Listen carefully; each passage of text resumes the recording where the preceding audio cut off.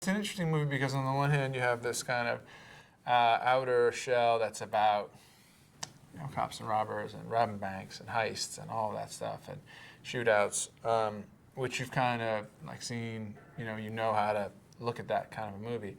But inside, what's more interesting in a way to me is it's about a guy who wants to change his life.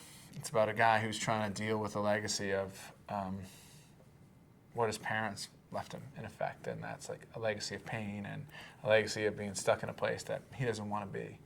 And I think that is something that a lot of people can identify with. He had a chance to have a different life. He was a hockey player. He had a shot to play pro hockey, and he kind of self-destructed.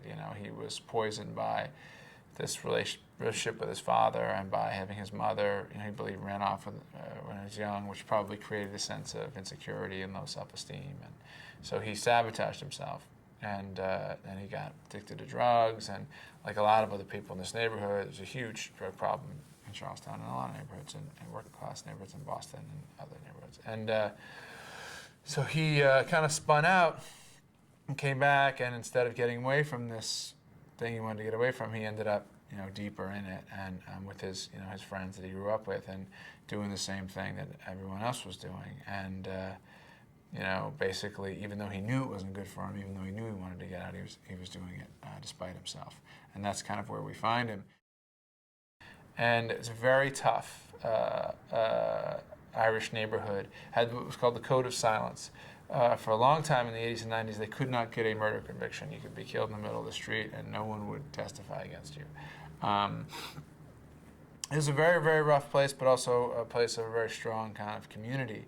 There were some great and wonderful people there, many of whom are not depicted in this movie, and some rough customers. And its gentrification sort of came in and changed the composition of it and sort of broke that up, and folks moved up, mostly up the North Shore, I think, to Billerica and other neighboring towns. It's dissipated somewhat, but there's still a bit of that culture of bank robbing where it was kind of accepted that's still kind of present there.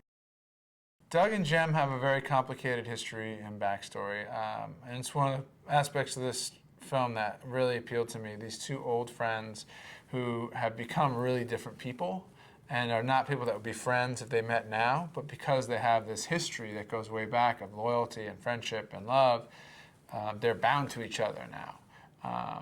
Jem is crazy, basically, is all over the place, a little nuts, and Doug is the one who, that manages him, is sort of codependent, makes sure he doesn't go too far, and Jem is always sort of about to do something a little bit out of control.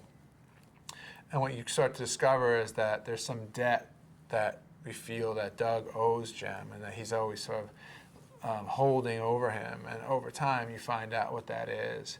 And eventually, Doug has to, be free of that and say, like, I can't keep, paying this back to you. She just crushed it, and she did the accent, and she understood it, and she had like really surprising depth and comfort with herself. And then off of this, kind of what they saw, Warner's got excited about her and took her to Martin Campbell, and she's in Green Lantern. I think that Blake Lively, who is only 22, is going to be like one of the very, very large movie star, because to be as attractive as she is and kind of bright and full of energy, and to be as good of an actress, is such a rare commodity.